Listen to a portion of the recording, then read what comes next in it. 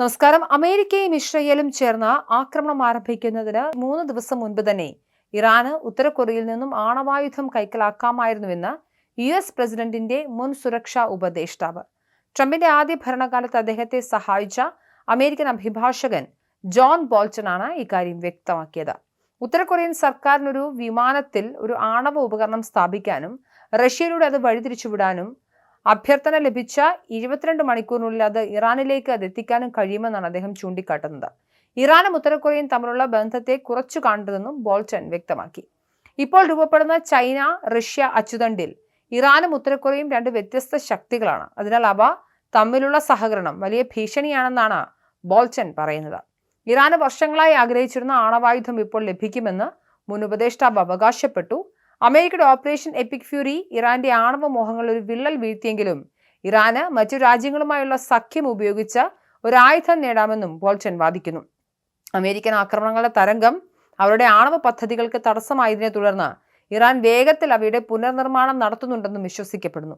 പിതാവ് ആയത്തുള്ള അലി ഖമനേയുടെ വധത്തെ തുടർന്ന് മൊജിതബ ഖമേനി ഇറാന്റെ പുതിയ പരമോന്നത നേതാവായി സ്ഥാനമേറ്റതിന് 2 ദിവസങ്ങൾക്ക് ശേഷമാണ് അഭിഭാഷകന്റെ ഈ പരാമർശം പുറത്തുവരുന്നത്. ആയത്തുള്ളയുടെ മകൻ പുതിയ നേതാവാകുന്നത് ഒരു മാറ്റവും വരുത്തുന്നില്ലെന്ന് കഴിഞ്ഞ ദിവസം ഇറാനിലെ പല പ്രമുഖരും ഇറാനികൾ മുന്നറിയിപ്പ് നൽകിയിട്ടുണ്ട്. മൊജിതബ പിതാവിന്റെ കടുത്ത നിലപാടുകൾ പിന്തുടരുന്ന വ്യക്തിയാണ്. ഇറാനിലെ പൗരോഹിത്യ മേഖലയിൽ ഏറ്റവും സ്വാധീനമുള്ള വ്യക്തികൾ ഒരാളാണ് 56-കാരനായ മൊജിതബ. വർഷങ്ങളായി തന്റെ പിതാവിന്റെ പിൻഗാമിയാകാൻ സാധ്യതയുള്ള സ്ഥാനാർത്ഥികൾ ഒരാളായി ഇദ്ദേഹം കണക്കാക്കപ്പെടുന്നു. ആക്രമണങ്ങൾ തുടർന്നാൽ മിഡിൽ ഈസ്റ്റിൽ നിന്നും 1 ലിറ്റർ എണ്ണ പോലും അയക്കാൻ കഴിയില്ലെന്നും കഴിഞ്ഞ ദിവസം ഇറാൻ മുന്നറിയിപ്പ് നൽകിയിരുന്നു. അതേസമയം എണ്ണ കയറ്റുമതി ചെയ്യാൻ ഉപയോഗിക്കുന്ന പ്രധാന കടൽപാതയ്ക്ക് സമീപം അമേരിക്കൻ സൈന്യം 16 ഇറാനിയൻ കപ്പലുകൾ നശിപ്പിച്ചു. ചില ആക്രമണങ്ങൾ കാണിക്കുന്ന ഒരു വീഡിയോയും ഇതോടൊപ്പം ഉണ്ടായിരുന്നു. പേർഷ്യൻ ഗൾഫിനും ഒമാൻ ഉൾക്കടലിനും ഇടയിലുള്ള ഒരേ ഒരു കടൽപാതയാണ് ഈ കടലിടുക്ക്. ഹോർമൂസ് കടലിടുക്ക് അബുദാബിക്കടുത്തുള്ള അൽദഫ്ര എയർബേസിലും ബഹ്റൈനിലെ ജുഫൈറിലും പ്രവർത്തിക്കുന്ന അമേരിക്കൻ സൈനികർക്ക് നേരെയും ഇറാന്റെ റവല്യൂഷണറി ഗാർഡുകൾ മിസൈലുകൾ വിക്ഷേപിച്ചതായി പറയപ്പെടുന്നു. ചൊവ്വാഴ്ച രാത്രി ദുബായിലും ചെലവീവിലും സൈറണുകൾ മുഴങ്ങിയിരുന്നു.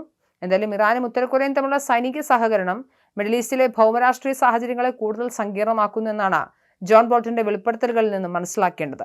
അമേരിക്കയുടെ സൈനിക നടപടികൾക്കിടയിലും റഷ്യയുടെ സഹായത്തോടെ ഉത്തര കൊറിയയിൽ നിന്നും ആണവായുധം എത്തിക്കാനുള്ള ഇറാന്റെ നീക്കം ആഗോള സുരക്ഷയ്ക്കൊക്കെ വലിയ ഭീഷണിയാണ്. ഇറാനിൽ മൊജിതബ ഖമനേയി അധികാരമേറ്റതോടെ ഭരണകൂടത്തിന്റെ കടുത്ത നിലപാടുകളിൽ മാറ്റമുണ്ടാകില്ലെന്നും ഉറപ്പായി കഴിഞ്ഞിട്ടുണ്ട്. യുദ്ധത്തിലേക്ക് കൂടുതൽ രാഷ്ട്രങ്ങൾ എത്തിക്കഴിഞ്ഞാൽ അത് പ്രതിസന്ധിയിലേക്ക് കാര്യങ്ങളെ കൊണ്ടെത്തിക്കും. അതേസമയം എണ്ണ വിതരണം തടയുമെന്ന് ഇറാന്റെ മുന്നറിയിപ്പും പേർഷ്യൻ ഗൾഫിൽ തുടരുന്ന സൈനിക ഏറ്റുമുട്ടലുകളും മേഖലയെ സമ്പൂർണ്ണ യുദ്ധത്തിലാക്കിയിരിക്കുകയാണ്. ഏത് തരത്തിലാണ് ഇതിന് പരിഹാരമാവുക എന്ന കാര്യത്തിലും അറിയില്ല. ഇറാൻ എന്തായാലും യുദ്ധത്തിൽ നിന്ന് പിന്മാറാൻ തയ്യാറല്ല. സമവായ ചർച്ചകൾക്ക് താല്പര്യമില്ല എന്ന് തന്നെയാണ് ഇസ്രായേലും US അറിയിക്കുന്നത്.